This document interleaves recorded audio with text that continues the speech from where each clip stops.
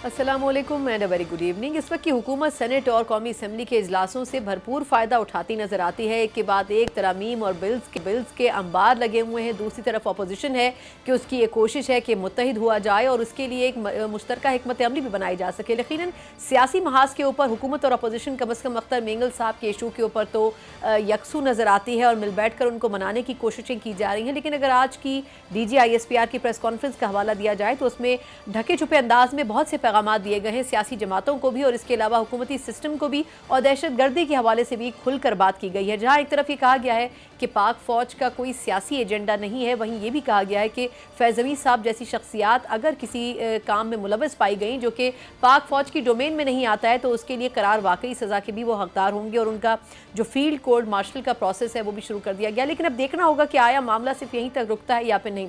लेकिन दूसरी तरफ अगर देखा जाए तो अदालती महाज के ऊपर पाकिस्तान तहरीक इंसाफ उतनी ही मुतहरिक नज़र आ रही है। 8 सितंबर के जलसे के हवाले से जितनी भी चहमगोइयाँ की जा रही थी कि शायद ये तैयारियां हतमी मराहिल में दाखिल नहीं हो सकी हैं, वहीं अब ये लग रहा है कि आहिस्ता आहिस्ता ये तैयारियां अपने इख्तिताम की जानिब बढ़ रही हैं और बिलाखिर पाकिस्तान तहरीक इंसाफ एक कामयाब शोकेस कर सकती है। लेकिन ये 8 सितंबर का दिन ही वाज़े करेगा। लेकिन उससे पहले एक अहम दिन कल का दिन है जिसमें सुप्रीम कोर्ट की तरफ से नैब में जो अमेंडमेंट्स का केस है, जिसमें पाकिस्तान तहरीक इंसाफ एक इंपॉर्टेंट स्टेक होल्डर के तौर पर मौजूद है पिटीशन लेकर, अगर तो उस केस में वो तमाम एतराज़ात दुरुस्त साबित होते हैं जो कि पाकिस्तान तहरीक इंसाफ की दरख्वास्त का हिस्सा हैं, तो यकीनन फिर हुकूमत के लिए और हुकूमत में शामिल बहुत सी शख्सियात के लिए मुश्किलात का बाइस बन सकते हैं। प्रोग्राम के पहले सेगमेंट में इन तमाम इशूज़ के ऊपर डिटेल में बात करेंगे और उस पर बात करने के लिए पाक इंसाफ के सीनियर रहनुमा भी हैं, वकील भी हैं, नईम हैदर पंजोत साहब मेरे साथ स्टूडियोज़ में मौजूद हैं। Naeem, thank you so much for joining. पहले तो ये बताइएगा कि बड़ी इंपॉर्टेंट डेवलपमेंट थी नैब अमेंडमेंट केस के हवाले से, और कल का दिन आप लोगों के लिए शायद अगर देखा जाए तो पॉजिटिव भी हो सकता है। पाकिस्तान तहरीक इंसाफ की रिजर्वेशंस क्या थी, किस दरख्वास्त के साथ सुप्रीम कोर्ट गए थे? बहुत शुक्रिया, बड़ी नवाजिश आपने मौका दिया। एक आपको पता है कि जब NRO2 जो है वो दिया गया, जिस तरह से दिया गया, जिस तरह से लंदन एग्रीमेंट हुआ, उसी में ये भी शामिल था कि इस तरह से तरामीम की जाएंगी, केसेस ख़त्म किए जाएंगे, और नैब तरामीम की गई सिर्फ और सिर्फ अपने केसेस ख़त्म करने के लिए। नवाज शरीफ हो, जरदारी हो, मरीम हो, ये जितने लोग हैं ये सारे इन्होंने अपने केसेस इन तरामीम के ज़रिए ख़त्म किए। खान साहब ने इसको चैलेंज किया, सुप्रीम कोर्ट में चैलेंज किया। खान साहब ने यही कहा कि जो नैब तरामीम है जिस तरह से की गई हैं सिर्फ और सिर्फ इनके केसेस ख़त्म करने के लिए ये ठीक नहीं है। फॉर एग्जांपल वो कह रहे थे कि अगर 50 करोड़ से नीचे की करप्शन होती है तो वो जुरिस्डिक्शन में नहीं आएगी। इसी तरह से उन्होंने कहा जी कि जो प्रूफ करना होगा वो इस टाइम के ऊपर नैब को करना होगा। पहले जो है वो ऑनेस्ट जो प्रूफ था वो उस शख्स ने करना था। इसी तरह से मुख्तलिफ वहाँ पर दफ़ात थी। तो ये सारी चीज़ें जो हैं इनको देखते हुए खान साहब ने कहा कि हम इस मुल्क की मफाद की खातर, क्योंकि अगर 1 रुपये हो, 2 रुपये हो, 10 रुपये या 1 करोड़ हो या 5 करोड़ हो या 50 करोड़ हो, जितनी भी रकम हो, अगर किसी ने लूट मार की है तो वो क्यों किसी जुरिस्डिक्शन से बाहर जाएगी, और उसका ट्रायल जो है होना चाहिए और उसके ऊपर केस जो है इस बात के ऊपर जो है वो ख़त्म नहीं होना चाहिए। क्योंकि अगर आप देखें कि अगर नवाज शरीफ का या दीगर का रेफरेंस वापस भिजवाया गया या उनके केसेस जो हैं वो वाइंड अप किए गए या उनके केसेस रुकवा दिए गए, अगर वो केसेस ख़त्म होते हैं, बिल्कुल अगर वो केसेस ख़त्म होते हैं, बिल्कुल उनको कहते हैं कि जी आपका रेफरेंस भी वापस, आप बिल्कुल फारग हैं, हर चीज़ से फारग हैं, तो फिर उसके बाद क्या एंटी करप्शन जो है वो केस चलाएगी, कौन चलाएगी? तो ये एक ऐसी चीज़ थी जिसको देखते हुए खान साहब ने देखा कि ये सिर्फ और सिर्फ ये नहीं कि नवाज शरीफ का ये इनका मसला है, देखना ये है कि मुल्क के अंदर ये रास्ता बंद हो। उस रास्ते को बंद करने के लिए खान साहब ने सुप्रीम कोर्ट में रजू किया। लेकिन मैं इसके अंदर एक चीज़ ऐड करना चाहूँगा कि अगर ये फैसला जो खान साहब ने पिटीशन किया उसके मुताबिक आता है तो खान साहब के केस के ऊपर जरूर असर होगा, यानी कि उसको नुकसान कौन से वाले अलकादा ट्रस्ट केस के ऊपर भी होगा और तोशा खाना के ऊपर होगा। वहां पर इन्होंने क्या किया कि फॉर एग्जांपल तोशा खाना है जी 180 जो है वो 1 करोड़ 80 लाख रुपए जो है उसकी अगर वहां पर वो जो गिफ्ट था उसकी कीमत थी, उसको जानबूझकर इन्होंने उसकी वैल्यू करवा के, उसकी जो है इंक्रीज करवा के, उसकी वैल्यू को बढ़ाकर इन्होंने उसकी 2 अरब करा दी। अब उससे क्या हुआ कि ये उस जुरिस्डिक्शन के अंदर लेकर आए कि 50 करोड़ से ऊपर की मालियत बनती है। हालांकि उसकी ओरिजिनल वैल्यू भी अगर अब दिखाएं तो मेरा ख्याल में वो 5 करोड़ होगी या 10 करोड़ होगी या 15 करोड़ होगी, लेकिन 2 अरब तो बनती नहीं है किसी जगह पर। और वो हार जिनके ऊपर सज़ा दी गई थी वो हार हमें मिल भी गए और उनकी वैल्यू भी बिल्कुल मार्केट के अंदर 1 मिनट में लगाई जा सकती है और उनकी यही वैल्यू बनेगी। अच्छा, अब मज़े की बात यह है कि अगर वो पटिशन जो है खान साहब ने जो दायर की है उसके मुताबिक फ़ैसला आता है, जो खान साहब ने इस्तदा की है कि ये इस्तदा है कि ये मामला ठीक नहीं है जो आपने अमेंडमेंट की है, अगर वो हमारी दरख्वास्त एक्सेप्ट होती है तो खान साहब को नुकसान होगा, क्योंकि वो डेफिनेटली उस जुरिस्डिक्शन के अंदर आ रहे हैं। ठीक है, लेकिन खान साहब ने वसी तर मफाद को देखते हुए ये कहा कि کہ میں اپنے موقع پر قائم ہوں اور جو پٹیشن دائر کی گئی ہے ہم اس کے ساتھ کھڑے ہیں اور اسی کو سپورٹ کرتے ہیں اور اور ترمیم کے خلاف ہیں. ہوگا چلے خان صاحب کو تو ہوگا لیکن اور کس کس کو نقصان ہوگا آپ کے اور اس کو نقصان ہوگا جو اس وقت جو ہے فارم 47 کے مطابق بیٹھے ہوئے ہیں. نواز شریف بھی اندر جائے گا, شہباز شریف بھی اندر جائے گا, یہ مریم بھی اندر جائے گی, یہ تمام جتنے کرپٹ مافیا جو ہیں یہ جو جنہوں نے اپنے ڈیل کے ذریعے کیسز ختم کروایا, ترمیم کے ذریعے اپنے کیسز سے جان چھڑوائی, یہ سارے قانون کی گرفت میں آئیں گے اور اندر ہوں. بالکل پوائنٹ آ گیا. اچھا بہت ساری اور بھی چیزیں, ایک تو یہ کہ مجھے 190 ملین پاؤنڈ کے حوالے سے کوئکلی بتائے گا کہ ایک جو بریت کا ڈیسیجن تھا اس کے اوپر کیا اپڈیٹ تھی, اس میں بھی آپ خود بھی موجود تھے ایز اے وکیل, تو اس کا کیا سٹیج ہے, اس کے لیے ویٹ کرنا پڑے گا ایونچولی جو مین اسٹریم جہاں پر ہو رہا ہے کیس, اس کی کیا اپڈیٹ ہے؟ دیکھیں پہلی بات تو یہ ہے کہ یہاں پر اب کراس ایگزامینیشن ہو رہا ہے آئی او پر, انویسٹیگیشن آفیسر کے اوپر. اچھا میں آپ کو مزے کی بات بتاؤں کہ ایک کیس بنایا گیا تھا, بلڈ کیا گیا تھا کہ عمران خان صاحب نے جو ہے وہ اس طرح سے سیکرٹ ڈاکومنٹ لے کر آئے فلاں کے. اچھا کسی نے آ کے کہا کہ ہم نے گڈ ول کے اندر کر دیا. اعظم خان نے جو اسٹیٹمنٹ دی ہے, جو مین آدمی ہے اعظم خان نے کہا ہے کہ میرے سامنے وہ اوپن نوٹ آیا, کیس ہی سرے سے ختم. حالانکہ اعظم خان کو آپ کو پتہ ہے اغوا کیا گیا, اس کے گھر والوں نے درخواست دی اور اغوا کر کے بیان لیا گیا. اسٹیٹمنٹ سے بھی انہوں نے انحراف کیا تھا میرا خیال ہے. جی اور اسٹیٹمنٹ سے بھی انہوں نے انحراف کیا اور انہوں نے جا کر وہاں پر گواہی دی ہے کہ وہ میرے پاس اوپن لیٹر آیا تھا. تو سارا یہ ان کا کیس جو ہے اس حوالے سے بالکل فارغ ہو چکا ہے. اب آئی یو کے اوپر کراس ایگزامینیشن ہے, اس کے اندر جو ہے انشاءاللہ تعالیٰ اب دیکھتے ہیں کیا فیصلہ آتا ہے, لیکن وہ آپ کو پتہ ہی ہے کہ جو ہے جس طرح سے ہوتا ہے. لیکن آج بریت کی درخواست جو ہے اس کے اوپر فیصلہ سنانا چاہیے تھا عدالت کو, جو کہ ہم نے درخواست دی تھی کہ بشرا بی بی صاحبہ کی بریت کی جائے, لیکن اس کو بھی محفوظ کر لیا گیا اور کہا گیا کہ مین فیصلے کے ساتھ جو ہے سنایا جائے گا. اب اس کے اندر پوائنٹ یہ تھا کہ کیونکہ سپریم کورٹ نے یہ اس کے اندر حکم جاری کیا ہوا تھا کہ جتنے بھی کیسز ہیں ان کا فائنل ڈیسیجن نہ دیا جائے. اچھا دو باتیں, ایک تو یہ کہ مجھے کیونکہ ان کا پھر تھوڑا سا میں آپ سے کچھ سیاسی لیجسلیشنز جو ہو رہی ہیں اسمبلی کی ان پہ بات کروں گی. ایک تو یہ کہ عمر ایوب صاحب آخر کس بنیاد کے اوپر یہ کہہ رہے ہیں کہ خان صاحب کا ملٹری ٹرائل نہیں ہوگا. ایک تو یہ کہ خان صاحب خود بھی کہہ چکے ہیں کہ مجھے لگ رہا ہے کہ ہوگا, لیکن عمر ایوب صاحب نے کس بیک گراؤنڈ کے تحت کہا. دوسرا یہ کہ یہ جو جسٹس فائز عیسیٰ صاحب ہیں ان سے کتنی مطلب ایکسپیکٹیشنز ہیں, ان کا ٹینیور تو اب شاید بڑھ جائے, تو ایک تو پہلے تو یہ کہ اس کے اوپر کیا ٹیک ہے آپ کا؟ دیکھیں پہلی بات تو یہ ہے کہ جو قاضی فیصل صاحب ہیں ان کے بارے میں ہم نے سنا کہ جس طرح رانا ثناءاللہ صاحب نے فرمایا, کسی نے تو کہا بلکہ اعظم ازدارن نے کہا کہ وہ ایکسٹینشن کے حوالے سے تو وہ بات نہیں کرتے کہ ان کی مدت ملازمت میں توثیق کی جائے یا وہ ولنگ ہے. ہاں یہ ضرور انہوں نے کہا ہے کہ اگر تمام لوگوں کی ایج بڑھائی جاتی ہے تو پھر میری بھی بڑھا دی جائے, تو پھر اس میں بھی تو پھر آ جاتے ہیں جب ایج بڑھائی جائے گی تو پھر ڈیفینیٹلی وہ اس کے اندر آئیں گے. لہٰذا یہ صرف سب ججز کی بڑھائی جائے گی نا ایک طرح سے. دیکھیں سب کی بڑھائی جائے گی تو اس کے اندر فائدہ کس کو دینا ہے بیسیکلی. اس وقت کاز کیا ہے, 17 ججز سے بڑھا کر اگر آپ 7 نئے ججز بڑھانا چاہتے ہیں تو اس کے مقصد پیچھے کیا ہے؟ اس کے پیچھے مقصد یہی ہے کہ جو ایک چوری کی گئی تھی, جو ایک ڈاکہ ڈالا گیا تھا, اس کے اوپر پردہ ڈالنے کے لیے پھر آپ کو 100 چوریاں کرنی پڑ رہی ہیں. جو 8 فروری کو ڈاکہ ڈالا گیا تھا, جو پٹیشن مختلف لگی تھیں, چاہے ریزرو سیٹس کی ہوں چاہے فنڈامنٹل رائٹس کی ہوں, تو جب تعداد انہوں نے دیکھا کہ اب انصاف دینے والے ججز زیادہ تعداد میں ہو گئے ہیں اور پریشر میں آنے والے کم ہیں, پھر انہوں نے کہا کہ تعداد اپنی بڑھا دی جائے. یہ بھی تو اپنی جگہ حقیقت ہے نا کہ 60,000 کیسز بھی پڑے ہوئے. جی ملٹری ٹرائل پہ آئے, پھر میں واپس اس پہ آتی ہوں. جی ملٹری ٹرائل کی بات کی آپ نے. دیکھیں ملٹری ٹرائل جو ہے خان صاحب کا نہیں ہو سکتا. پہلی بات تو یہ ہے کہ سپریم کورٹ کے 5 ممبر بینچ نے یہ فیصلہ دیا تھا جس میں قاضی فیصل صاحب تھے کہ آئینی ترمیم کے بعد بھی ملٹری ٹرائل نہیں ہو سکتا. سیکنڈ بات یہ ہے کہ ملٹری ٹرائل جو ہے اس وجہ سے نہیں ہو سکتا کیونکہ جو ہے وہ آئین کے اندر سویلین کا ملٹری ٹرائل ہو ہی نہیں سکتا. جب آپ نے دہشت گردی کے مقدمات بنا دیے ہیں تو دہشت گردی کی عدالت میں وہ چلنا چاہیے, چاہے وہ سچا ہے یا جھوٹا ہے. اور سیکنڈ یہ ہے کہ اس کے لیے ایک پروسیس ہے کہ آپ نے آفیشل سیکرٹ ایکٹ کے تحت وہ دفعات شامل کی ہیں اس ایف آئی آر کے اندر, یعنی کہ کیا وہ جرم ہوا ہے جو آفیشل سیکرٹ ایکٹ کی خلاف ورزی ہوئی ہے. پھر اس کے ساتھ ساتھ جو ریکوائرمنٹس ہیں وہ کوئی ریکوائرمنٹس پوری ہوتی نہیں ہے اور نہ ہی آئین پاکستان اس کی اجازت دیتا ہے. بالکل ٹھیک. اچھا اب میں فائز صاحب واپس آتی ہوں. جو لیجسلیشن اس وقت قومی اسمبلی اور سینٹ میں کی جا رہی ہے اس میں جیسے نمبر آف ججز کی تعداد بڑھانے کی بات ہوئی, پھر وہ بل بھی مؤخر کر دیا گیا. ایک تو یہ کہ یہ بھی اپنی جگہ ایک حقیقت ہے کہ 60,000 کے قریب کیسز پڑے ہوئے ہیں کورٹس میں, لیکن پی ٹی آئی کی ریزرویشن یہ کہ پہلے لوور کورٹس میں ججز بڑھائے جائیں. ایک تو اگر فائدہ بظاہر چیف جسٹس کو پہنچ رہا ہے تو باقی ججز اس پہ کیا ری ایکشن دے سکتے ہیں آپ کے خیال میں یا نہیں دے سکتے؟ آپ خود بھی وکیل ہیں, باقی طرف سے اگر خاموشی ہو تو ایونچولی پھر سب کو فائدہ اس کا حاصل ہوگا.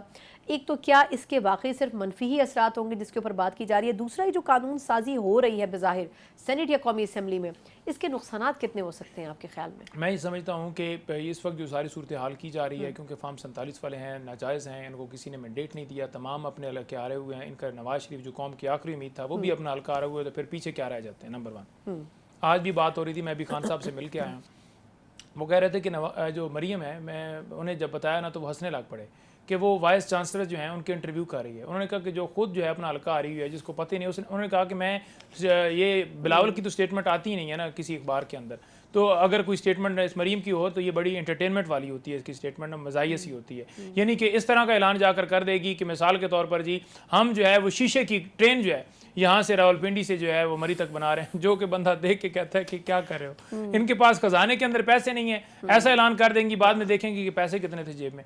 بات یہ ہے کہ یہ تمام ناجائز لوگ جو یہاں پر بیٹھے ہوئے ہیں ان کی کوئی حیثیت نہیں ہے، کوئی وقت نہیں ہے، یہ اس چوری کو چھپانے کے لیے سارا کچھ کر رہے ہیں تاکہ ججز کی تعداد بڑھائی جائے، توہین عدالت کا قانون چینج کیا جائے، عدلیہ کے اندر مداخلت کی جائے۔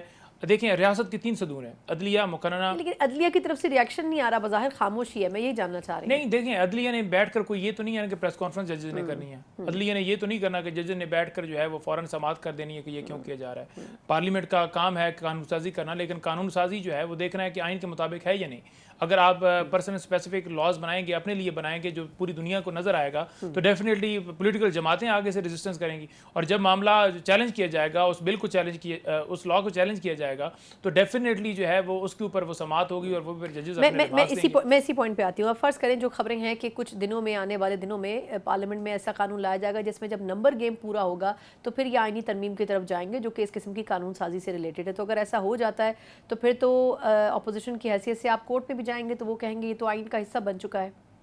نہیں دیکھیں بات یہ نہیں ہے، دیکھیں آپ نے دیکھنا سب سے پہلے یہ ہے کہ کیا آپ کے پاس میجورٹی ہے۔ نمبر 2 بات یہ ہے کہ میجورٹی کیسے اگر بنائی گئی یا بنانے کی کوشش کی جا رہی ہے، اس کے پیچھے ویسے تو میجورٹی نہیں ہے حکومت کے پاس۔ 17 سیٹیں والے جو ہیں، جیسے دھاندلی سے ان کو جتوایا گیا، پھر جماعتیں ساتھ ایڈ کی گئیں، پھر ہمارے سیٹیں جیتی ہوئی اسے ریکاؤنٹنگ کے اندر آیا گیا ہے۔ اور آکسفورڈ یونیورسٹی کے الیکشن کے اوپر انہوں نے کہا کہ دیکھیں وہ میں اس سے پہلے 10 سال رہ چکا ہوں، تو اس میں جو ہے یہ اتنا اس چیز کو جو ہے وہ کر دی، انہوں نے ہماری کمپین خود ہی کر دی ہے۔ تو عقل کے اندھے ہیں جن کو صرف اور صرف ایک عمران خان کا بغض ہے جس کے چکر میں یہ سارا کچھ کر رہے ہیں۔ باقی بات رہ گئی کہ یہ ساری ترمیم کر رہے ہیں یا جو کچھ یہ کر رہے ہیں، یا آئینی ترمیم لے کر اگر آتے ہیں جو یہ کوشش کر رہے ہیں کسی کو خریدا جائے، کسی کو توڑا جائے، کسی کو جوڑا جائے، بلدیاتی حوالے سے بھی ہے، اسلام آباد کی بلدیاتی الیکشن کے اوپر بھی بڑا انیشیٹو ہے۔ بالکل، تو جو آئینی ترامیم ہے اگر وہ لے کر اس طرح سے آئیں گے تو بالکل اس کو بھی ہم دیکھیں گے کہ کورٹ آف لاء کے اندر لے کر جائیں اور اس کو چیلنج کریں، کیونکہ کوئی بھی آئین کے اندر بھی اگر ترامیم اگر آپ نے کرنی ہے تو آپ نے دیکھنا ہے کہ بیسک رولز یا بیسک اصول کیا ہیں۔ بیسک رولز اگر آپ نے دیکھنا ہے، فار ایگزامپل اگر ایک بندہ جو ہے اس کو مار دیا جاتا ہے اور اس کے اوپر ایک ایسا بل لے کر آیا جاتا ہے کہ مارنے کی کوئی سزا ہی نہیں ہوگی یا اس کو کوئی پکڑ نہیں ہوگی، تو فوراً وہ اس ملک کے اندر قانون کی خلاف ورزی ہوگی، اس کی آئین کی پامالی ہوگی، تو ڈیفینیٹلی اس کو جب دیکھا جائے گا تو وہ ریٹین نہیں کر سکتا۔ 8 ستمبر کو کیا کرنے جا رہے ہیں نا، یہ بھی ایک ڈسکشن ہو رہی ہے کہ شاید پاکستان تحریک انصاف کی وہ تیاری نہیں ہے، کیونکہ جو بیسک اس کے لیے اسٹیپس لینے ہیں وہ ابھی تک نہیں لیے جا سکے ہیں، بیسک جو اسٹرینتھ ہے وہ خیبر پختونخوا سے آنی ہے، ان کے اوپر زیادہ بوجھ ہے، ایسا کچھ ہے یا بھرپور تیاری ہے 8 ستمبر کی؟ 8 ستمبر کی بھرپور تیاری ہے۔ کے پی کے سے انشاءاللہ قافلے علی مین صاحب میٹنگ مسلسل کر رہے ہیں، ہمیں پورا ہمارے ساتھ ان ٹچ ہیں، جلسہ کمیٹی جو ہے اس میٹنگ کا اب آپ کو لگتا ہے کوئی رکاوٹ ڈالنے کی کوشش کی جائے گی؟ ممبر ہوں۔ اور دوسرے نمبر پر یہ ہے کہ ابھی ہم سنگجانی کی جگہ جو ہے وہ آج دے دی گئی ہے، سنگجانی کے اوپر جو تمام ہم اپنے جتنے بھی ووٹر سپورٹرز ہیں ان کو ہم نے بتا دی ہے، کال دے دی ہے، تمام M P As, M N As, اب جگہ، ٹائم اور اسٹرینتھ پہ کوئی مسائل موجود نہیں، کوئی مسئلہ نہیں ہے، مسئلہ صرف ایک ہے، مسئلہ یہ ہے کہ ہمیں روٹ پلان جو دیا گیا وہ غلط دیا گیا ہے۔ وہ کیسے غلط دیا گیا ہے؟ کیونکہ دیکھیں اگر بات کی جائے نا کہ یہ کس طرف سے جو ہے وہ آنا ہے، تو ایک انہوں نے انٹرچینج دیا ہے جہاں سے ساری ٹریفک کا فلو ہے، وہ AWT ہے، جہاں سے اگر پشاور والے بھی آئیں گے وہ بھی ادھر سے آئیں گے، پنجاب سے آئیں گے وہ بھی ادھر آئیں گے، اگر مری سے یا AJK سے لوگ آئیں گے تو وہ بھی اسی راستے وہاں پر جائیں گے، پنڈی والے لوگ بھی موٹر وے پر چڑھ کر اس AWT انٹرچینج سے اتریں گے، صرف اسلام آباد کے جو لوگ یہ مارگلہ والے ہیں وہ مارگلہ روڈ سے ہو کر جائیں گے، باقی تمام لوگ اس انٹرچینج سے اتریں گے، تو لاکھوں کی تعداد میں لوگ ہوں گے، تو بہت زیادہ رش ہوگا۔ آپ کی ایکسپیکٹیشن ہے کہ لاکھوں کی تعداد میں لوگ بالکل ہوں گے، پہلے بھی اسی طرح سے آپ نے دیکھا کہ جب جلسہ ہمارا تھا ثوابی میں تو اینڈ تک جو ہے ہم پہنچتے پہنچتے ہمیں تو 8 کلومیٹر پیدل چلنا پڑا اور پھر ہم سٹیج کے اوپر پہنچے، 8 کلومیٹر تک لوگ ہی لوگ تھے، گاڑی ہی گاڑی تھی، موٹر وے بند ہو چکی تھی۔ چلیے بہت بہت شکریہ نعیم حیدر پنجودہ صاحب، 8 سال سے بڑے پر امید ہیں، پاکستان تحریک انصاف کی اپنی ایک حکمت عملی ہے اور یقیناً اگر یہ شو کامیاب ثابت ہوتا ہے تو پھر آگے آنے والے دنوں میں لاہور میں جو جلسہ کیا جا رہا ہے اس حوالے سے بھی ان کی توقعات مزید ہائی ہوں گی۔ ایک مختصر وقفہ اور اس کے بعد بات کریں گے ماہر معاشیات قیصر بنگالی صاحب سے، جنہوں نے کچھ دنوں پہلے رائٹ سائزنگ کمیٹی سے اپنا استعفیٰ پیش کر دیا اور اس کی بڑی وجہ انہوں نے یہ قرار دی کہ حکومت کی جو انٹینشنز ہیں وہ رائٹ سائزنگ نہیں ہے بلکہ مسائل کچھ اور ہیں جس کے اوپر کھل کر بات کرنے کی ضرورت ہے۔ ان کی رائے جانیں گے ایک بریک کے بعد۔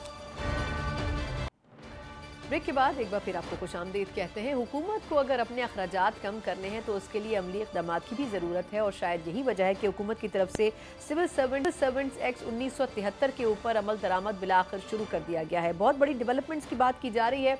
जो सिफारिशात उनकी कमेटी की तरफ से दी गई थी उसमें ये कहा गया था कि तकरीबन 60,000 के करीब सरकारी मुलाजमीन हैं जिनको पहले पूल में भेजा जाएगा और उसके बाद उन मुलाजमीन को या तो गोल्डन हैंडशेक दिया जाएगा या फिर दीगर सेक्टर्स में ट्रांसफ़र किया जाएगा। कई बड़े इदारों को कई दीगर इदारों में ज़म कर दिया जाएगा। लेकिन ये तमाम एफर्ट किया इस वजह से जा रहा है क्योंकि हुकूमत क्रॉस कटिंग करना चाहती है, और हुकूमत की तरजीहात ये हैं कि जहाँ इदारे कम होंगे वहाँ अखराजात भी कम होंगे। लेकिन इस पर बहुत से सवालात खड़े होते हैं। एक तरफ आप अखराजात में कटौती की बात करते हैं, दूसरी तरफ खुद वज़ीर-ए-आज़म हाउस के अंदर ऐसी खबरें ये हैं कि शाहाना अखराजात किए जा रहे हैं जिसका न जाने वज़ीर-ए-आज़म साहब को इल्म है भी बखूबी या फिर नहीं है। और शायद यही वो चंद वजूहात हैं जिसकी वजह से कमेटी में शामिल कुछ लोग रेजिस्टेंस का भी मुजाहरा कर रहे थे। ऐसी एक शख्सियत डॉक्टर कैसर बंगाली की भी थी जो कि राइट साइजिंग कमेटी के रुकन थे। उन्होंने भी कुछ तहफ़्फ़ुज़ात के ऊपर इस्तीफ़ा दिया और कुछ ग्राउंड रियलिटीज़ के ऊपर खुलकर वो पिछले कुछ दिनों से बात कर रहे थे। उन्हीं से बात करते हैं और जानते हैं कि आखिर हुकूमत की इंटेंशंस हैं क्या, और वाकई हुकूमत क्या राइट साइजिंग को सही डायरेक्शन में लेके जा रही है या फिर इस बड़े प्रोजेक्ट के ऊपर भी कई संगीन गलतियां सरजद हो रही हैं। इसी के ऊपर बात करेंगे। डॉक्टर कैसर बंगाली साहब खुद हमारे साथ वीडियो लिंक पर मौजूद हैं। डॉक्टर साहब बहुत शुक्रिया सर पहले तो आपके कीमती वक्त के लिए। सर ये फरमाइएगा कि आपके बुनियादी तौर पर इस्तीफ़ा देने की वजह क्या बनी? क्या हुकूमत जिस प्रोजेक्ट को लेकर चल रही है उस प्रोजेक्ट में कुछ फ्लॉज हैं, या फिर जिस अंदाज में उस पर अमल दरामद हो रहा है उसके ऊपर आपको इख्तलाफ है? ये सिलसिला, पहले तो शुक्रिया सलाह थैंक मुझे यू। कॉल पे लेने का। जब ये सिलसिला शुरू हुआ तो एक रिपोर्ट प्राइम मिनिस्टर को पेश की गई जिसमें वो रिवायती चीज़ें थी कि लग्जरी कार्स नहीं ख़रीदेंगे और लग्जरी होटल्स में नहीं ठहरेंगे वगैरह। तो प्राइम मिनिस्टर ने कहा इससे काम नहीं चलेगा, कुछ ठोस चीज़ें ले आओ, ये बताएं कौन से इदारे बंद करने हैं। तो मैं बहुत इनकरेज था कि वाकई एक इंटेंशन है, लेकिन जो इस कमेटी ने कई हफ्ते के बाद डिलिब्रेशंस के बाद जो मेरे और मेरे एक दो और लोगों के जो इसमें व्यूज़ थे वो तो उन्होंने कहा हमने नोट कर दिए हैं, लेकिन जब सिफारिशात पेश की गई प्राइम मिनिस्टर को तो उसमें कहीं वो शामिल नहीं था। और 70 ऑर्गेनाइजेशंस गवर्नमेंट के इवेल्युएट किए गए, इसमें से 17 जो है वो स्टेट एंटरप्राइजेस थे जो वैसे ही प्राइवेटाइजेशन के लिए भेजे जा चुके थे। तो बचे 53। जी 53 में से कमेटी ने रिकमेंड किया कि एक को बंद कर देंगे, 52 को रिटेन करेंगे। तो सही। दावे जो भी हो, एक्शन स्पीक्स फॉर इटसेल्फ। बिल्कुल।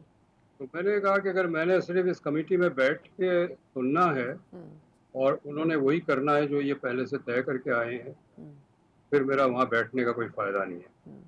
लेकिन कैसर साहब सर, अब जिस तरह आप कह रहे हैं कि तकरीबन 52-53 में से टोटल एक को वो बंद करना चाह रहे थे, बाकी को रिटेन करना चाह रहे थे, तो ये जो बातें हो रही हैं कि 40 इदारों को जम करेंगे, 60,000 के करीब मुलाजमीन को इधर से उधर करेंगे, फिर किसी को निकाल भी नहीं रहे हैं, उनको पहले सरप्लस पूल में भेजेंगे, वहाँ से दीगर इदारों में डिप्यूट करेंगे, तो सर इस तरह फिर क्रॉस कटिंग कैसे होगी, किफ़ायत शारी कैसे होगी? फिर ये तो इन सबको बरकरार रखने वाली बात है। सारी बातें वन और दी अदर मिनिस्टर्स या किसी ने दावे तो किए हैं, लेकिन जो डॉक्यूमेंट है जो प्राइम मिनिस्टर को पेश किया गया है उसमें ये नहीं है। ये सब उसमें यही है कि 53 में से 52 इदारों को रिटेन किया जाएगा और एक को बंद किया जाएगा।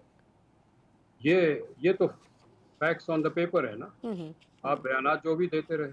ठीक, बिल्कुल दुरुस्त। अच्छा, अब इससे हट कर सर चलें, ये तो हुकूमत की एक इंटेंशन है, अब आने वाले वक्त में साबित होगी दुरुस्त है या नहीं।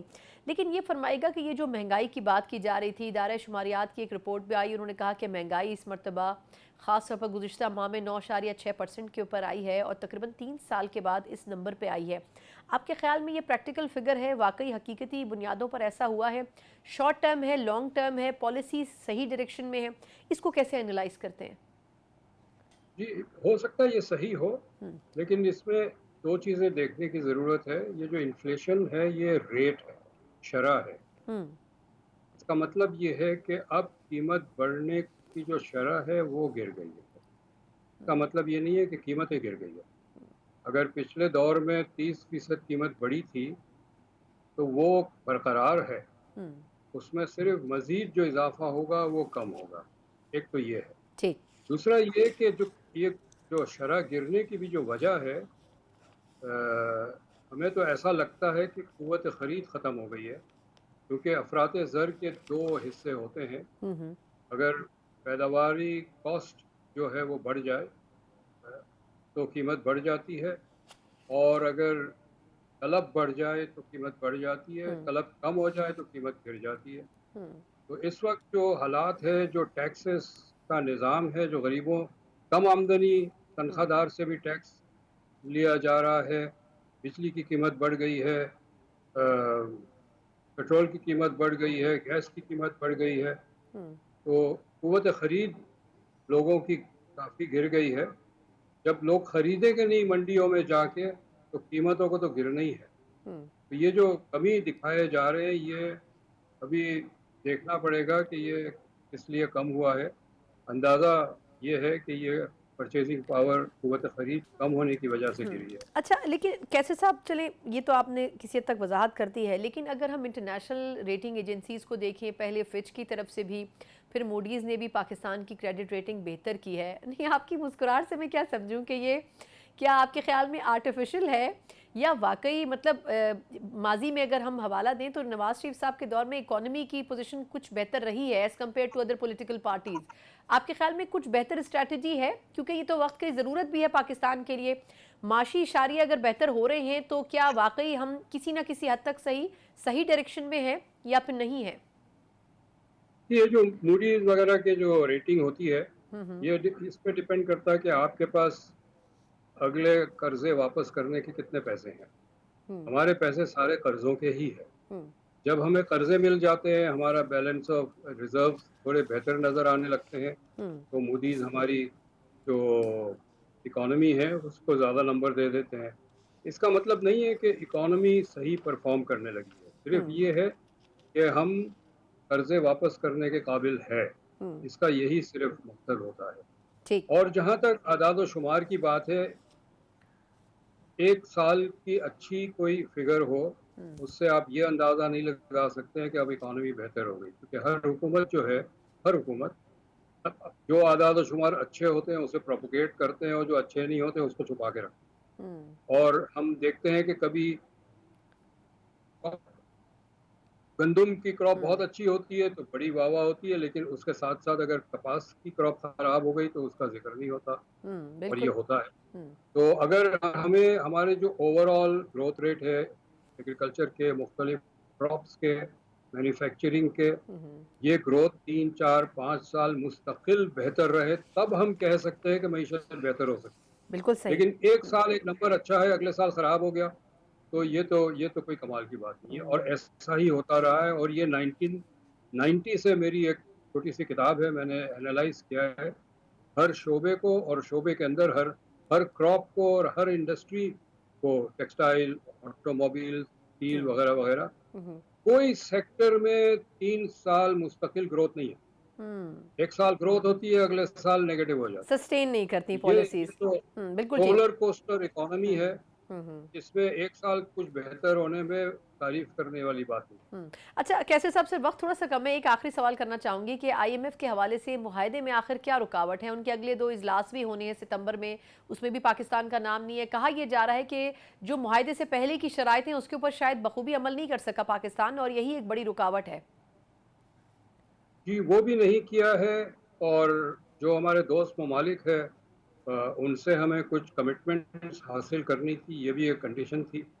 اور ہمیں اطلاع یہ ہے کہ ان دوست ممالک کا کہنا یہ ہے کہ ہم ابھی رول اوور کر بھی دیں سال بھر یا 2 سال یا 3 سال تک، ہمیں یہ بتائیں بعد میں کیا ہوگا.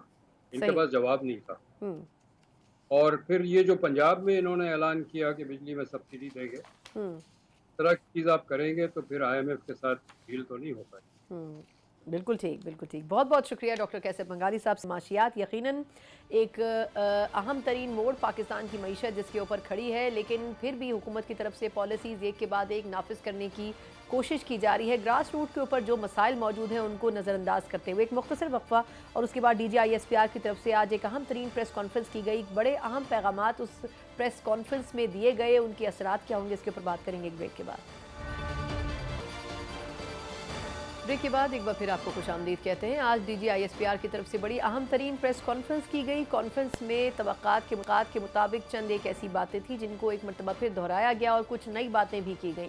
जहां दहशत गर्दी के ऊपर खुलकर बात की गई, बलूचिस्तान के दाखिली और खारजी मसाइल के ऊपर खुलकर बात की गई, वहीं एक मरतबा फिर फैज़ हमीद साहब का नाम भी सामने आया और इस बात का इयादा एक मरतबा फिर पाक फ़ौज की तरफ से किया गया है कि जो भी हो उनका ट्रायल यकीनन मुकम्मल किया जाएगा। और बड़े वाज़े और मुनज़्ज़म अंदाज में नपे तुले अल्फाज में जो गुफ्तगू आज उन्होंने की, उससे वाज़े ये होता है कि फ़ौज के अपने अज़ाइम हैं और अपनी जगह बरकरार हैं कि अगर किसी से कोई जुर्म सरजद हुआ है और सर्विस में रहते हुआ है तो उसके हवाले से भरपूर हिकमत अमली मुरतब की जाएगी और अगर सज़ा का हकदार होगा तो उसको सज़ा भी दी जाएगी। यकीनन बहुत से पैगामात उस गुफ्तगू में आज पिन्हा थे और उसको समझने वाले समझ भी चुके हैं। इसको थोड़ा मज़ीद इलॉबरेट करने के लिए और उसके ऊपर बात करने के लिए इस सेगमेंट में मेरे साथ मौजूद हैं सीनियर तज्ज़ियाकार हैं डॉक्टर कमर चीमा साहब। उनसे मजीद बात कर लेते हैं। कमर चीमा साहब, बहुत शुक्रिया सर आपका। सर पहले तो ये बताइएगा कि एक रोज़ पहले कोर कमांडर्स कॉन्फ्रेंस का होना, उसमें भी कुछ अहम बातें और ऐलानात होना और फैसले होना, और उसके बाद एक दिन के वक्फे से DGISPR की प्रेस कॉन्फ्रेंस, पैगाम क्या देने की कोशिश की जा रही है और किसको देने की कोशिश की गई है आज?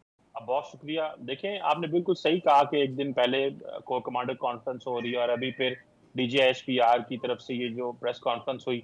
देखिए, बड़ी सिंपल सी बात है। सिंपल सी बात ये है कि फौज जो है वो यूनाइटेड है, कमिटेड है एहतसाब के बारे में। और एहतसाब भले रिटायर्ड फौजी अफसरान का हो, भले सर्विंग का हो, एहतसाब के ऊपर आपको पता है जो सेल्फ अकाउंटेबिलिटी की उन्होंने बात की, ये कॉन्टिन्यूसली 24/7 सेल्फ अकाउंटेबिलिटी के ऊपर काम हो रहा है और उसमें किसी किस्म की कोई माफी और गुंजाइश नहीं है। आप कौन हैं, आपका क्या रुतबा है, एक बात तो ये क्लियर हो गई। दूसरी तरफ देखें, ये जो पैगाम दिया जा रहा था बार बार के शायद तहरीक इंसाफ और एस्टैब्लिशमेंट के दरमियान कोई डायलॉग हो रहा है, वो बात भी किसी किस्म में उसमें कोई सच्चाई नहीं है। देखिए, मैं आपको इसमें थोड़ा बताता चलूं कि तहरीक इंसाफ कॉन्टिन्यूसली अपने रैंक एंड फाइल में ये पैगाम देने की कोशिश कर रही है, पब्लिक को ये पैगाम देने की कोशिश कर रही है कि हमारी एस्टैब्लिशमेंट से बात हो रही है ताकि जो लोग हैं उनके साथ खड़े रहे। देखिए, एस्टैब्लिशमेंट का एक व्यू है कि 9 मई के हवाले से किसी किस्म की माफी नहीं होगी और उसमें जो कोर्ट्स हैं वो अपना काम करेंगे, हुकूमत अपना काम करेगी और किसी किस्म की जल्दी नहीं है। ये नहीं है कि हमने सजाएं देनी है, शवाहिद की बुनियाद पर सजाएं देनी है, सबूतों की बुनियाद पर सजाएं देनी है। सो डायलॉग PTI के साथ किसी किस्म का फौज का कुछ नहीं हो रहा। अच्छा, लेकिन चीमा साहब ये बताएगा कि फैज़ हमीद साहब का जिस तरह उन्होंने जिक्र किया, उन्होंने कहा कि अगर किसी स्टेज के ऊपर ये महसूस हुआ कि वो किसी सियासी जमात के हवाले से इस्तेमाल हुए या उनकी मावनत करते हुए साबित हुए, तो यानी उनकी बातों से क्या समझा जाए कि क्या उस सियासी जमात को भी इसके असरात फिर फेस करने पड़ेंगे या वो सिर्फ अपने इदारे तक महदूद रहेंगे? ये क्या आपको वाज़े हो सका उनकी गुफ्तगू सुन के आज? वैसे मेरी ज़ाती असेसमेंट ये है कि फौज हर वो कदम उठाएगी जिससे अकाउंटेबिलिटी का प्रोसेस कंप्लीट हो। उसके लिए भले फौज के अपने लोग हों या बेशक सिविलियंस हों। देखिए, आपको याद होना चाहिए कि 9 मई के बाद और थोड़ा उससे पहले जो हालात क्रिएट करने किए गए, उसमें यह था कि फौज को पॉलिटिसाइज कर दो, फौज को जो है वो उसके अंदर बगावत करवाने की कोशिश करवा दो। तो इसलिए आपको पता है बार बार ये कहा गया है कि 4 स्टार जनरल्स के रिलेटिव, 3 स्टार जनरल्स, ब्रिगेडियर्स, हर रैंक पे तमाम लोगों को पनिश किया गया है और उनके ऊपर जो है वो एक्शन लिया गया है। सो इसमें फैज हमीद साहब या किसी सियासी जमात का कोई ताल्लुक नहीं है।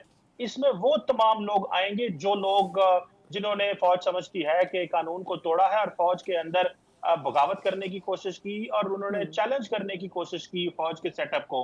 और वो समझते रहे कि अगर माजी में वो किसी सरकारी पोजीशन में थे और उसके बाद रिटायर होने के बाद भी अगर वो फौज के अंदर कोई तकसीम या दरार और फौजी मालूमात का नॉलेज रखते हुए वो सिविलियंस तक कोई ऐसी इंफॉर्मेशन पास ऑन करेंगे जिससे वो समझते हैं कि फौज को नुकसान होगा, मेरा ख्याल है फौज उसके ऊपर बड़ी क्लियर है। और अपने साबक 3 star general, retired 3 star general plus DGISI को उन्होंने जो कस्टडी में लेके ये पैगाम क्लियर कर दिया है। तो इसमें मेरा ख्याल है कि अब हम कोई नहीं रहा, तमाम लोग जो है वो गिरफ्त में आएंगे جو یہ سمجھتے تھے کہ ہم ماضی میں بے شک فوجی ہیں اور ہم جو مرضی کریں ہمیں معافی مل جائے گی، کوئی معافی نہیں ملے گی۔ اچھا چیمہ صاحب، بلوچستان پر بھی انہوں نے بات کی، کیونکہ پچھلے چند روز میں کچھ سیاسی لیڈران بلوچستان کے اوپر بھی تنقید کر رہے تھے، بلکہ یہ کہہ رہے تھے کہ خیبر پختونخوا اور بلوچستان میں حکومت کی ریٹ ہی موجود نہیں ہے۔ اس کا بھی انہوں نے جواب دینے کی کوشش کی ہے، لیکن آپ کے خیال میں کتنا امپورٹنٹ ہے جس طرح انہوں نے بلوچ قوم کے بارے میں تعریفی گفتگو کی، وہیں دہشت گردی کے اوپر بھی انہوں نے تھوڑی سی روشنی ڈالی، لیکن آپ کو کیا لگتا ہے کہ کتنا امپورٹنٹ ہے یہ ایشو کہ خاص طور پر صوبائی لیڈرشپ کو بھی سنجیدگی سے لینے کی ضرورت ہے؟ اور جس طرح انہوں نے بات کی کہ یہ دہشت گرد کس طرح پینیٹریٹ کرتے ہیں سوسائٹی میں، تو یہ کتنا ضروری ہے کہ یہ صوبائی حکومتیں بھی اس چیز کو انڈرسٹینڈ کریں؟ کیا یہ میسج کنوے ہو سکا ہے ان صوبائی حکومتوں یا لوکل لیڈرشپ کو؟ اسنا مرزا صاحبہ، دیکھیں اس میں پوائنٹ یہ ہے کہ ایک تو انہوں نے یہ بتایا کہ 130 کے قریب ڈیلی آپریشنز ہو رہے ہیں، تو اس پہ آپ یہ دیکھیں کہ پولیس، فوج، لا انفورسمنٹ ایجنسیز کس پیمانے پہ ملک پہ کام کر رہی ہیں۔ جب بلوچستان کے اندر آپ کو جس دن واقعہ نہیں ہوتا یا جس دن واقعہ ہوتا ہے، آن ایوریج پولیس اور فوج اور خیبر پختونخوا کے کچھ ضلع کے اندر اور باقی بھی جہاں ضرورت پڑتی ہے پاکستان کے اندر، فوج کنٹینیوسلی آپریشنز کر رہی ہے۔ سو ایک تو اس چیز کو پتہ ہونا چاہیے، اس کی وجہ سے ہی 100 کے قریب جو لوگ مارے گئے ہیں۔ دوسری انہوں نے بات جو بڑی اہم کی ہے وہ یہ ہے کہ دیکھیں فوج کا کام ہے ٹیمپریری۔ دیکھیں آپ نے جو کائنیٹک آپریشنز کرنے ہیں کہ آپ نے کچھ علاقے میں دہشت گرد تھے، اس کو آپ نے کلیئر کیا، اس کو تھوڑی دیر کے لیے آپ نے ہولڈ رکھا تاکہ وہاں پہ آپ کلیئرنگ کر کے پھر اس کو سویلین حکومت کے حوالے کرنا ہے، آپ نے اس کو پولیٹیشنز کے حوالے کرنا ہے، آپ نے وہاں پہ جو سول بیوروکریسی ہے ان کو کہنا ہے کہ اس کو بلڈ کریں اور لوگوں تک ٹرانسفر کریں جو آپ کا کرنا بنتا ہے۔ میرا خیال ہے وہاں پہ جو کوتاہی ہو رہی ہے اس کو انہوں نے ہائی لائٹ کیا، اور جب وہ کہتے ہیں کہ فوج کا ٹائم ہوتا ہے وہاں پہ تو وہ پھر ایسے کہا جاتا ہے جی کہ جیسے فوج سارا کچھ کر رہی ہے، کرا رہی ہے، فوج کا ہولڈ ہے۔ میرے خیال ہے رسپانسبلٹی لینے کی اس وقت انہوں نے بات کی ہے، ہم اپنا کام کر رہے ہیں، باقی ادارے بھی اپنا کام کریں۔ اچھا لاسٹلی مجھے بتائے گا کہ یہ آج کی اس پریس ٹاک سے ہٹ کے بھی ایک سوال ہے کہ جب وزیر داخلہ بلوچستان گئے تھے تو انہوں نے ایک سٹیٹمنٹ دیا تھا جس پہ بڑی تنقید بھی ہوئی تھی، انہوں نے کہا تھا کہ یہ ایک ایس ایچ او کی مار ہے یہ حالات جو کہ بلوچستان کے ہو رہے ہیں، تو آپ کے خیال میں کیا واقعی یہ سچویشن اتنی لائٹ لی جا سکتی ہے کہ ایک ایس ایچ او کنٹرول کر سکے، یا پھر آپ کو لگتا ہے کہ نہیں گراؤنڈ ریالٹی سے تھوڑی سی زیادہ مشکل اور سخت ہے جو وزیر داخلہ نہیں سمجھ پا رہے؟ دیکھیں میرا خیال ہے وہ کہنا یہ چاہ رہے تھے کہ یہ کوئی بہت بڑا مسئلہ نہیں ہے، ان کو ہم ہینڈل کر لیں گے، بیسیکلی وہ یہ کہہ رہے تھے۔ لیکن آپ نے کل دیکھا ہوگا کہ کل فارمر پرائم منسٹر کاکڑ صاحب کا بھی بیان آیا، انہوں نے کہا ہے کہ بلوچستان کے اندر ملٹری آپریشن کرنا پڑے گا۔ دیکھیں ڈفرنٹ قسم کی چیزیں ہیں، ہم دیکھیں ابھی چائنیز پرائم منسٹر پاکستان آ رہے ہیں، ہم مڈل ایسٹرن ممالک کو کہہ رہے ہیں وہاں پہ انویسٹمنٹ کریں، ہمیں بڑا کیئرفل رہنا پڑے گا۔ اگر ہم نے وہاں ملٹری آپریشن شروع کر دیا، تھوڑے سے لوگوں کو 800 900 1000 2000 بندے کو آپ نے ختم کرنا ہے یا ان کو ایلیمینیٹ کرنا ہے، ان کے سمپتھائزرز کا نیٹ ورک ختم کرنا ہے، تو اس کے لیے میرا نہیں خیال کہ کوئی بہت بڑا مسئلہ ہے۔ تو اس لیے میرا خیال ہے محسن نقوی نے جو بات کی وہ اس کو ایک اور کانٹیکس میں لے لیا گیا، اس کو عزت بستی کا مسئلہ بنا لیا گیا۔ اس سے مراد ان کا یہی تھا کہ ہم ان کو ڈیل کر لیں گے، یہ کوئی بہت بڑی بات نہیں ہے، لیکن کیونکہ اس کے پیچھے جو ہے ہم اس معاملے کو پولیٹیسائز کرنا بھی چاہتے ہیں، محسن نقوی صاحب کی پی سی بی کے حوالے سے بھی پرفارمنس ٹھیک نہیں ہے، تو وہ شاید ان کو اور پھر وہ ٹارگٹ بھی ان کو کرنا پڑتا ہے، تو وہ میرا خیال ہے اس کو ایک اور پرائے میں لے گئے۔ سو ٹھیک ہے، کرٹیسزم ہونا چاہیے، صحیح ہے، محسن نقوی بھی رسپانسبل ہے، لیکن بڑا کیئرفل رہنا پڑے گا، اور بلوچستان کا مسئلہ ایک ایس ایچ او کی مار بالکل نہیں ہے، لیکن شاید ان کا تاثر دینے کا بات کرنے کا مقصد یہ تھا کہ یہ کوئی اتنے زیادہ لوگ نہیں ہیں کہ ہم اس پہ کوئی بڑے لیول پہ وہاں پہ آپریشن کریں۔ بالکل۔ لاسٹ کویسچن چیمہ صاحب سر یہ بتائے گا کہ اب جس طرح اپوزیشن کی خواہش ہے اور وہ اس پہ کام بھی کر رہے ہیں کہ ایک آل پارٹیز کانفرنس بھی بلائی جائے بلوچستان کے حوالے سے، تو کیا ہی اچھا ہو کہ اگر حکومت کی طرف سے بھی ایسا کوئی انیشیٹو ہو جو خاص طور پر ان دو صوبوں کے حوالے سے ہو، اور اس میں اگر سیکیورٹی اداروں کو بھی شامل کر لیا جائے تو یہ کتنا امپورٹنٹ ہے؟ جس طرح آج نیشنل ایکشن پلان کا ذکر کیا انہوں نے، اس قسم کے سیکیورٹی میجرز کا آج D G I S P R نے ذکر کیا، تو کتنا ہی اچھا ہوگا کہ اگر یہ ایک پیج پہ تمام سٹیک ہولڈرز آ سکیں، اس سے فیسیلیٹیشن کتنی مل سکتی ہے جاری آپریشنز کو بھی؟ دیکھیں مجھے ایسے لگتا ہے کہ جیسے آپ نے مینگل صاحب کا بھی نام لے لیں، اگر انہوں نے استعفیٰ دے دیا، مجھے ایسا لگتا ہے کہ تمام سٹیک ہولڈر کو بیٹھنا پڑے گا۔ اگر آپ سمجھتے ہیں کہ فوج یا جو اس وقت پولیٹیکل اپریٹس وہاں پہ موجود ہے وہ اکیلے مسئلے کو حل کر سکتا ہے، وہ نہیں، ایسی بات نہیں ہے، باقی بھی جو سٹیک ہولڈرز ہیں ان کو بیٹھنا پڑے گا اگر مسئلے کو حل کرنا چاہتے ہیں۔ اگر آپ سمجھتے ہیں کہ نہیں، ہاں کچھ ایسے لوگ ہیں جو پہاڑوں پہ چڑھ گئے ہیں اور کچھ لوگ جو ان کے فیسیلیٹیٹر ہیں وہ سوسائٹی میں عوام میں بیٹھ کے ایسا ماحول پیدا کر رہے ہیں کہ ریاست اور ان کے درمیان मजीद खलीज पैदा कर रहे हैं, वो मजीद तकसीम पैदा कर रहे हैं, बजाय इसके कि वो कॉमन ग्राउंड तलाश करें। सो कॉमन ग्राउंड तलाश करने के लिए उन लोगों को जो सिंपथाइजर्स हैं, जो पहाड़ों पे लोग चढ़े हुए हैं, मेरा ख्याल है उनको किरदार अदा करना होगा, ना कि वो खलीज पैदा करें।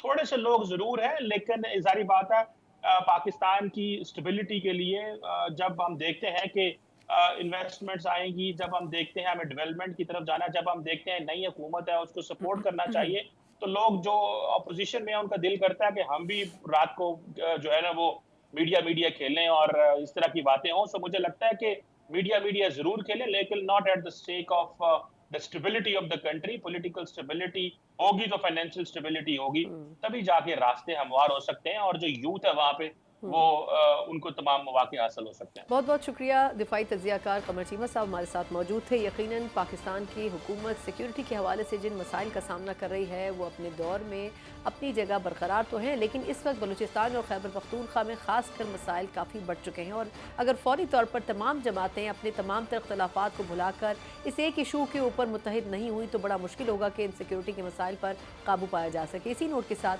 प्रोग्राम से मुझे इजाज़त दीजिए। अल्लाह हाफिज़।